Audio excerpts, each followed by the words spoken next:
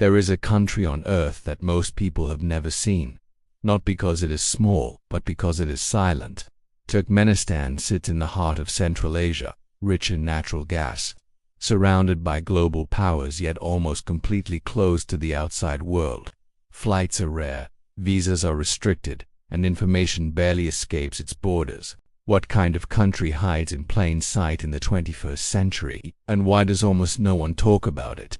This is the story of Turkmenistan, a nation where power is absolute, history is rewritten, and silence is part of daily life. Turkmenistan is located between the Caspian Sea and the deserts of Central Asia. It borders Iran, Afghanistan, Uzbekistan, Kazakhstan, and indirectly Russia and China's spheres of influence. Geographically, this makes it one of the most strategically positioned countries in the region.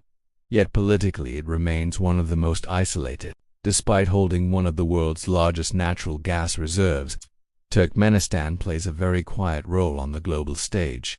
This silence is not accidental, it is designed. For centuries, Turkmen tribes lived as nomads, spread across harsh deserts and trade routes. Loyalty was tribal, not national. Everything changed in the 20th century when Turkmenistan was absorbed into the Soviet Union. Borders were drawn, identity was reshaped, and Moscow controlled the narrative. When the Soviet Union collapsed in 1991, Turkmenistan became independent overnight. But independence did not mean freedom. Sapar Murat Niyazov became Turkmenistan's first president and remained in power until his death. He quickly built one of the most centralized systems in the world. Niyazov renamed months after himself and his family. He wrote a spiritual national book, the Ruhnama, which became mandatory reading. Golden statues, portraits, and slogans appeared everywhere.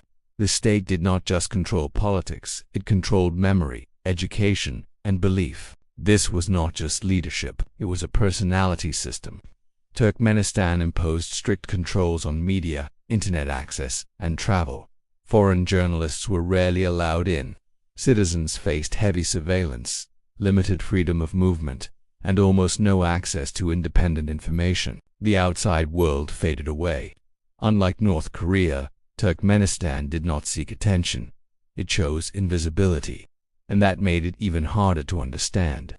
Beneath Turkmenistan's deserts lies enormous wealth. The country holds some of the largest natural gas reserves on Earth.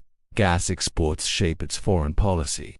China, Russia, and regional players all depend on Turkmen energy quietly. This wealth allows the government to maintain control without opening society. Money flows in, but transparency does not. In Turkmenistan, resources do not empower citizens, they empower silence. Ashgabat, the capital, looks surreal. White marble buildings, empty streets, perfectly aligned monuments, but behind the polished image lies strict social control. Employment, education, and housing are closely tied to loyalty.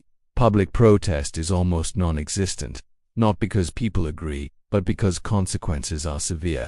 Silence becomes survival. Daily life continues, but always within invisible boundaries.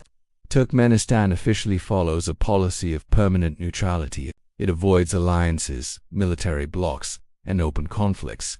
On paper, this seems peaceful. In reality, neutrality protects the system from external pressure. By staying quiet, Turkmenistan avoids scrutiny. By avoiding conflict, it avoids reform.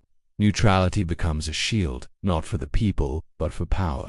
Leadership has changed since Niyazov, but the system remains intact. Power is still centralized, controlled, and opaque.